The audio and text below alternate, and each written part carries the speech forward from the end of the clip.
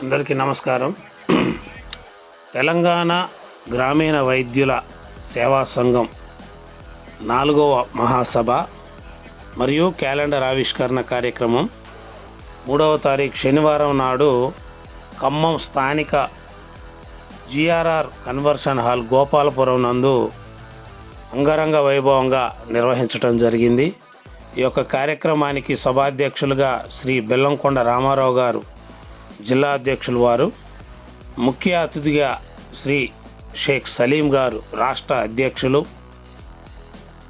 మేకపోతుల లాలేశ్వరరావు గారు రాష్ట్ర ప్రధాన కార్యదర్శి, అలాగే మేకల సుగుణాలరావు గారు ప్రముఖ న్యాయవాది, ఇలా రాష్ట్ర కమిటీ మహిళా అధ్యక్షురాలు కేమ లక్ష్మీమణి గారు, సాంస్కృతిక విభాగం అధ్యక్షులు ఫక్రుద్దీన్ గారు, రాష్ట్ర కోశాధికారి రహీం గారు, జిల్లా ప్రధాన కార్యదర్శి కారుమంచి సత్యనారాయణ గారు, తుళ్ళూరి జ్యోతి గారు తదితరులు ఈ యొక్క సమావేశానికి హాజరై మరియు ప్రజా సంఘాల నాయకులు హాజరై ఈ యొక్క కార్యక్రమాన్ని విజయవంతం చేయటం జరిగింది.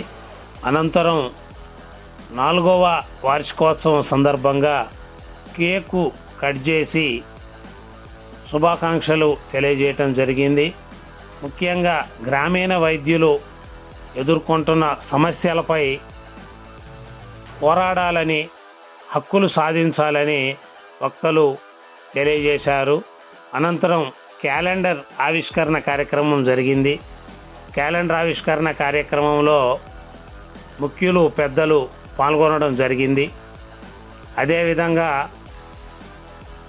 వక్తలు మాట్లాడుతూ గ్రామీణ వైద్యులపై ప్రభుత్వాలు, ప్రభుత్వ సంఘ నాయకులు చేస్తున్న దాడులను ఖండించారు. అదేవిధంగా గ్రామీణ వైద్యులకి సంబంధించిన ఎటువంటి సమస్యలున్నా కూడా మేము వాటిని పరిష్కరిస్తామని వక్తలు తెలియజేశారు. రాష్ట్ర అధ్యక్షులు సలీం గారు మాట్లాడుతూ గ్రామీణ వైద్యులకు అండగా ఉంటామని, రామారావు గారు కూడా అండగా ఉంటామని వారు కూడా మాట్లాడటం జరిగింది. వారి యొక్క ప్రసంగాన్ని ఇప్పుడు విందాం. ఒక 5 సంవత్సరాలు 6 సంవత్సరాలు నేర్చుకొని వాళ్ళు ఒక అనుభవం సంపాదించి ఇవాళ గ్రామంలో వైద్యం చేస్తూ ఉన్నారు. ఇవాళ ఉపశమనం వస్తుంది, ఒక పేషెంట్కి ఆయాసం వస్తుంది. ఆ ఆయాసం వచ్చిన పేషెంట్కి టెరిఫైనల్ ఇంజెక్షన్ ఐవి చేయాలి. చేస్తే ఆ పేషెంట్ బ్రతుకుతాడు. లేకపోతే ఖమ్మం తీసుకొచ్చిన దాకా కూడా బ్రతికే అవకాశం లేదు. మరి ఆ పేషెంట్ని బ్రతికించేది ఎవరు? గ్రామీణ వైద్యులే. మరి ఇవాళ TMC అని తెలంగాణ మెడికల్ కౌన్సిల్ అని చెప్పేసి ఒక యూనియన్ ఏర్పాటు చేసుకొని క్వాలిఫైడ్ డాక్టర్స్, మరి గ్రామీణ వైద్యులు ఇంజెక్షన్ చేయడానికి వీల్లేదు, గ్రామాల్లో ట్యాబ్లెట్ ఇవ్వడానికి వీల్లేదని చెప్పేసి ఆంక్షలు పెడుతూ మన మీద కేసులు బుక్ చేస్తూ ఉన్నారు. మరి వాళ్ళు నేను అడుగుతా ఉన్నా, మీరు RMPని నియంత్రించడం కాదు, RMPల మీద కేసులు బుక్ చేయడం కాదు, ప్రతి మండల ఏడుకోవడంలో క్వాలిఫైడ్ డాక్టర్స్ని ఉంచండి, క్వాలిఫైడ్ డాక్టర్ హాస్పిటల్ని పెట్టించండి. మీరు చేతనైతే ఆ విధంగా మీరు మోటివేషన్ చేయండి. లేదా ప్రతి గ్రామంలో కూడా ఒక క్వాలిఫైడ్ డాక్టర్ని పెట్టండి, మాకు అభ్యంతరం లేదు. అంతేగాని గ్రామీణ వైద్యుల మీద అన్యాయంగా కేసులు పెట్టడం అనేది సరైన పద్ధతి కాదు అని చెప్పేసి నేను ఈ సభాముఖంగా విజ్ఞప్తి చేస్తా ఉన్నాను.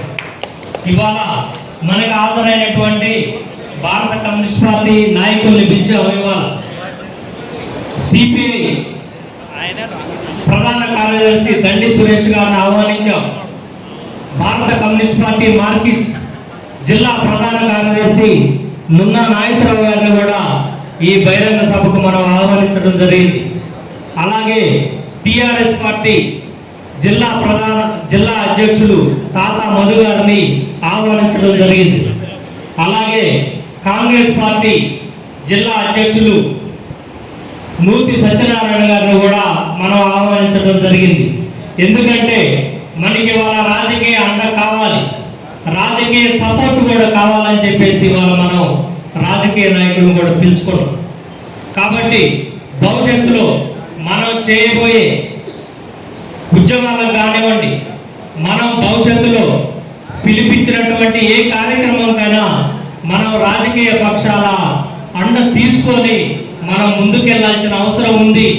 ఈ గ్రామీణ వైద్యుల వ్యవస్థని బ్రతికించుకునే అవకాశం మనం తీసుకోవాల్సిన అవసరం ఎంతైనా ఉందని చెప్పేసి మరి వాళ్ళ టిఎంసి వాళ్ళు మన మీద ఏదైతే దాడులు చేస్తూ ఉన్నారో ఆ దాడులకు వ్యతిరేకంగా ఉద్యమించాల్సిన అవసరం ఎంతైనా ఉందని చెప్పేసి ఇవాళ నేను గ్రామీణ వైద్యులకి పిలిపిస్తా ఉన్నా. గ్రామీణ వైద్యుల ఖమ్మం జిల్లా గౌరవ సలహాదారు దేవరకొండ నాగభూషణం గారిని వేదిక మీదకి రావాల్సిందిగా కోరుతా ఉన్నా.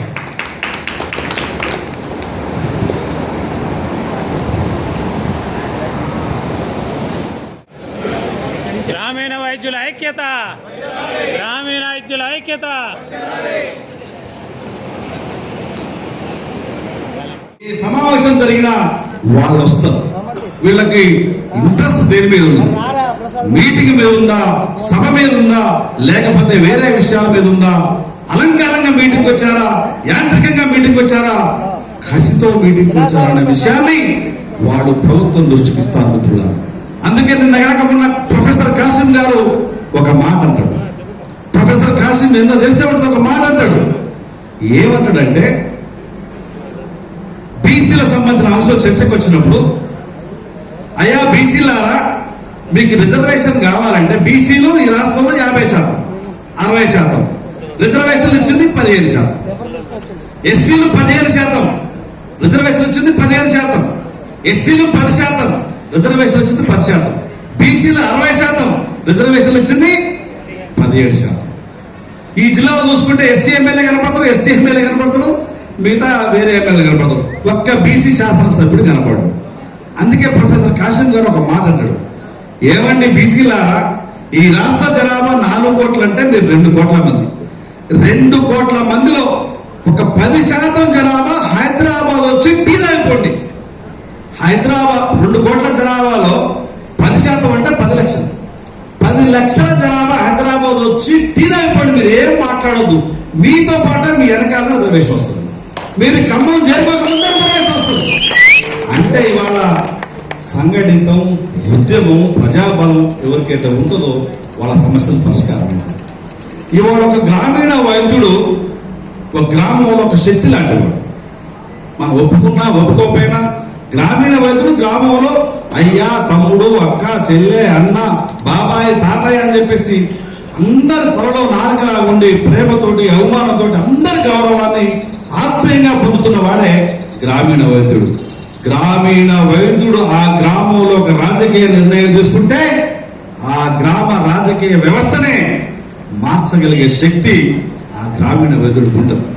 ఎవరిని గెలిపియాలన్నా, ఎవరిని ఓడియాలన్నా కొద్దిగా రాజకీయంగా పనిచేయగలిగితే ఆ గ్రామ రాజకీయాల్ని తారుమారు చేయగలిగే శక్తి, సామర్థ్యాలు మన దగ్గర ఉన్నాయి మిత్రులారా. అందుకే భయపడాల్సిన అవసరం లేదు. నిన్నగాక మొన్న 2000 నాకు తెలిసి 2025 జనవరి, ఫిబ్రవరి, మార్చిలో దాడులు జరిగినాయి. ఆ తర్వాత మొత్తం సలీం గారు లాంటి వాళ్ళు, మిగతా పెద్దలందరూ రాష్ట్ర వ్యాప్తంగా అక్కడక్కడ చిన్న సభలు, సమావేశాలు పెట్టి మాలాంటి వాళ్ళని ఆహ్వానించి కొద్దిగా చైతన్యం తీసుకొస్తున్న సందర్భంలో ఇప్పుడు కేసులు దగ్గర మిత్రున్నారు. ఇప్పుడు కేసులు పెట్టడానికి ప్రభుత్వాలు ధైర్యం చేయట్లేదు. ఎందుకు అంటే గ్రామ సర్పంచ్ ఎన్నికలు రాబోతా ఉన్నాయి, ఎంపీటీసీ ఎన్నికలు రాబోతా ఉన్నాయి, జడ్పీటీసీ ఎన్నికలు రాబోతా ఉన్నాయి, ఆ రకంగా మున్సిపాలిటీ, కార్పొరేషన్ ఎన్నికలు కూడా రాబోతా ఉన్నాయి. కాబట్టి గ్రామీణ వైద్యులను కనుక ఏమన్నా కదిలిస్తే మన పార్టీ, మన వ్యవస్థకి నష్టం జరిగే ప్రమాదం ఉన్నది అని ఇంటెలిజెన్సీ డిపార్ట్మెంటు, కేంద్ర రాష్ట్ర ప్రభుత్వాలకు ఇచ్చింది. ఒక సభ శక్తి, ఒక సమావేశం శక్తి ఎంత భయంకరంగా ఉంటుందో మీరు అర్థం చేసుకోవాలి. ఒక సభలో మనం కూర్చున్నామంటే మనం ఏ మేరకు ఆ సభని శ్రద్ధగా వింటున్నామని కూడా వాళ్ళ ఇంటెలిజెన్స్ డిపార్ట్మెంట్లో కాలమ్స్ ఉంటాయి. కాలమ్స్ ఎంతమంది వచ్చారు, ఎవరెవరు వచ్చారు, ఏం మాట్లాడుతున్నారు, అతిథులు ఎవరు, మంచి ఏంది చెడైంది, వాళ్ళ వేదిక మీద డాక్టర్లు ఎవరు రాలే. ఎందుకు రాలే? క్వాలిఫైడ్ డాక్టర్లు వస్తే వెంటనే ఇంటెలిజెన్స్ డిపార్ట్మెంటు వేరే అధికారులకి ఫిర్యాదు చేస్తే మళ్ళీ ఏమైనా ప్రమాదం ఉండే అవకాశం ఉందని చెప్పేసి ఎవరు రాలే. వాళ్ళు తెలిసేది ఎవరు ఇంటెలిజెన్స్ డిపార్ట్మెంట్ ఉంటుందని. అందుకే మిత్రులారా, మనం సంఘటితంగా ఉండి సమావేశానికి ఆదరించాలి. ఎక్కువ అవసరం లేదు. సమావేశానికి సలీం గారు పిలుపునిచ్చిందంటే అది ఎంత పనున్నా లేకపోయినా మంచైనా చెడైనా ఆ సమావేశానికి కనుక వస్తే చాలు. ఏమి చేయాల్సిన అవసరం లేదు, మాట్లాడాల్సిన అవసరం లేదు, చర్చించాల్సిన అవసరం లేదు, ఏం అవసరం లేదు. వచ్చి క్రమశిక్షణగా ఒక 3-4 గంటలు కనుక కూర్చుంటే తప్పకుండా మన సమస్యల్ని సానుకూల దృక్పథంతో ప్రభుత్వం ఆలోచన చేసే అవకాశం ఉంది. ఇవాళ దాడులు మన మీద తగ్గుతున్నాయంటే దానికి కారణం మన ఉద్యమ శక్తి రోజు రోజుకు పెరుగుతుంది. మన ఆకాంక్షల పట్ల రాజకీయ పార్టీలు స్పందిస్తూ ఉన్నాయి. మన ఆకాంక్షలు న్యాయమేనే ధర్మమేనని చెప్పేసి వాళ్ళకి తెలుసు కాబట్టి వాళ్ళ మాట్లాడుతూ ఉన్నారు. నిజంగా మనల్ని నిర్మూలించదలుచుకుంటే ఒక్క జీవో చాలు. ఒకటే రోజు ఒక్క జీవో తీసుకొచ్చి మొత్తం గ్రామీణ వైద్యులందరినీ అరెస్ట్ చేయమంటే 24 గంటలు అరెస్ట్ చేయవచ్చు, కేసులు పెట్టవచ్చు. కానీ వాళ్ళ ఆ పరిస్థితి చేయగలిగే దమ్ము, ఆ ధైర్యం రాజకీయ పార్టీలకు లేదు. ఎందుకంటే వాళ్ళ మేనిఫెస్టోలో వాళ్ళు రాసుకున్నారు. ఇవాళ గౌరవ ముఖ్యమంత్రి గారు రేవంత్ రెడ్డి గారు మేనిఫెస్టోలో రాసుకున్నది అధికారంలోకి వస్తే గ్రామీణ వైద్యుల్ని గుర్తింపు తీసుకొస్తా అని చెప్పేసి. అందుకే మిత్రులారా, దయచేసి సభలు సమావేశాలని మన సభని మనమే గౌరవించుకోవాలి. మన సమావేశాన్ని మనమే గౌరవించుకోవడం ద్వారా అనేక అంశాలు వస్తాయి. కాబట్టి వీటన్నిటిని దృష్టిలో ఉంచుకోవాలని తెలియజేస్తూ, తప్పకుండా హైకోర్టులో ఉన్నటువంటి రిట్ పిటిషన్లో మేము కూడా ఇంప్లీడ్ అయినాం. నిన్నగా ఈ మధ్య కాలంలో ఒక 2 నెలల క్రితం దక్షిణ భారతదేశ స్థాయి గ్రామీణ వైద్యుల మీటింగ్ కూడా జరిగింది హైదరాబాద్లో. నేను సలీం గారు మిగతా పెద్దలందరూ కూడా ఆ సభలకు వెళ్ళాం. ఆ సభలో కూడా భారతదేశ స్థాయిలో కూడా గ్రామీణ వైద్యులకు సంబంధించిన అంశాలు చర్చించబడతా ఉన్నాయి. కాబట్టి భవిష్యత్తులో భయపడాల్సిన అవసరం లేదు. ధైర్యంతో చట్టానికి లోబడి, ప్రభుత్వ నియమ నిబంధనలకు లోబడి వైద్యం చేసుకోవాలని చెప్పేసి తెలియజేస్తూ, రెండవ విషయం, ఈ టిఎంసీ చట్టం మీద, ఎన్ఎంసీ యాక్ట్ మీద నాకు పరిపూర్ణమైన అవగాహన ఉంది. టిఎంసీ తెలంగాణ మెడికల్ కౌన్సిల్ అనేది మన కోసం కాదు, గ్రామీణ వైద్యుల వైద్య వృత్తిని నియంత్రించడం కోసం కాదు, వాళ్ళ వైద్య వృత్తి మీద దాడి చేయమని ఎక్కడ టిఎంసీ యాక్ట్లో లేదు. టిఎంసీ అంటేనే, తెలంగాణ మెడికల్ కౌన్సిల్ అంటేనే క్వాలిఫైడ్ వైద్యుల కోసం, అనుమతితో వైద్యం చేస్తున్నటువంటి వైద్యులు ఎవరైతే ఉన్నారో వాళ్ళ హాస్పిటల్ ఎట్ట పెట్టాలా, వాళ్ళ రూల్స్ ఎట్లుండాలా, వాళ్ళకి సంబంధించినటువంటి మెజర్మెంట్స్ ఎట్లుండాలని చెప్పేసి వాటి కోసం టిఎంసీ ఉంది తప్ప మన కోసం లేదు. కానీ టిఎంసీ వాళ్ళే ఇవాళ దాడులు చేస్తా ఉన్నారు, తెలంగాణ మెడికల్ కౌన్సిల్ వాళ్ళు దాడులు చేస్తారు. ఎందుకు దాడులు చేస్తా ఉన్నారో ఆ నర్మ గర్భంగా ఉన్నటువంటి అంశాన్ని మీరు అర్థం చేసుకోవాలి. వాళ్ళ సలీం గారు, బెల్లంకోట రామారావు చెప్పారు, మన నాగేశ్వర గారు కూడా చెప్పారు, నర్మ గర్భంగా చెప్పారు. నర్మ గర్భం అంటే చెప్పకనే చెప్పినట్టు. దీని వెనక ఎవరున్నారు, ఏ శక్తులు ఇవాళ టిఎంసీని కంట్రోల్ చేస్తా ఉన్నాయి, ఏ శక్తులు ఇవాళ టిఎంసీని ఆర్గనైజ్ చేస్తా ఉన్నాయి, దాని వెనక రిమోట్ కంట్రోల్ ఏ వ్యవస్థ దగ్గర ఉన్నదో ఇవాళ మన పెద్దలందరూ చెప్పారు. మీరందరూ అర్థం చేసుకుని ఆ ఎవరైతే టిఎంసీ వెనక ఉన్నటువంటి పెద్దలు ఎవరైతే ఉన్నారో వాళ్ళని కంట్రోల్ చేసే శక్తి కూడా మీ దగ్గరే ఉంది మిత్రులారా. నిజంగా మీరు కళ్ళు తెరిచి ఎవరైతే టిఎంసీ యాక్ట్ అనుకున్నటువంటి రిమోట్ కంట్రోల్ అయితే ఉన్నారో ఆ కంట్రోల్ సంబంధించినటువంటి వాళ్ళని ఒక్కరోజు మీరు బహిష్కరిస్తే టిఎంసీ వాళ్ళు మనం దగ్గర రావడానికి గజగజ రావట్లేదు మిత్రులారా. అందుకే ఈ విషయాలను మీరు పరిశీలించాలని, నేను కూడా ఈ అంశాల మీద నాకు సంపూర్ణమైన అవగాహన ఉంది. ఇప్పటికీ 8 కేసులు నేను కొట్టేయించిన, ఏ ఒక్క గ్రామీణ వైద్యుడి మీద టిఎంసీ కానీ లేకపోతే పోలీసులు కానీ ఏదైనా కేసులు పెడితే సింగిల్ ఎల్బీ తీసుకోకుండా వాళ్ళ కేసు మొత్తం సంపూర్ణంగా చేయగలిగేటువంటి ఆ శక్తి నా దగ్గర ఉన్నది, చేస్తానని చెప్పి సందర్భంగా మీ అందరికీ తెలియజేస్తా ఉన్నాను. నేను కూడా 25 సంవత్సరాల నుంచి కోర్టులో పనిచేస్తా ఉన్నా. చాలా పెద్ద మంది వాళ్ళ యొక్క కేసులు నివారించేవాడిని. గౌరవ ముఖ్యమంత్రి కేసీఆర్ గారు జైల్లో ఉన్నప్పుడు కూడా ఆ ముఖ్యమంత్రి గౌరవ ముఖ్యమంత్రి కేసీఆర్ కూడా నేనే అడ్వకేట్ అని చెప్పేసి మీ అందరికీ తెలియజేస్తూ, అనేక ఉద్యమకారులు గౌరవ మందకృష్ణ మాదిగ సంబంధించినటువంటి అనేక అంశాలు కూడా ఇక్కడ నేనే వారి కేసులు కానీ మిగతా విషయాలు కానీ నేనే చూస్తా ఉన్న మిత్రుడా. అట్లా ఉద్యమకారులు అందరికీ నేను ఒక అండగా ఉన్నవాడిని, ఒక కొండగా ఉన్నవాడిని. మీకు కూడా తప్పకుండా మీ వెనక నేనుంటా. మీకు సంబంధించిన ఏ అంశమైనా నేను ధైర్యంగా పరిష్కరిస్తానని చెప్పేసి మీ అందరికి మాటిస్తూ, ఇవాళ సలీం గారు కానీ బెల్లంకొండ రామారావు గారు కానీ ఈ పోలీస్ స్టేషన్ లో ఈ కేసు ఏంటంటే అర్ధరాత్రైనా వాళ్ళకి సలహాలు ఇస్తున్నా, సూచనలు ఇస్తున్నా, వాళ్ళ వెంట నేను పోతా ఉన్నా.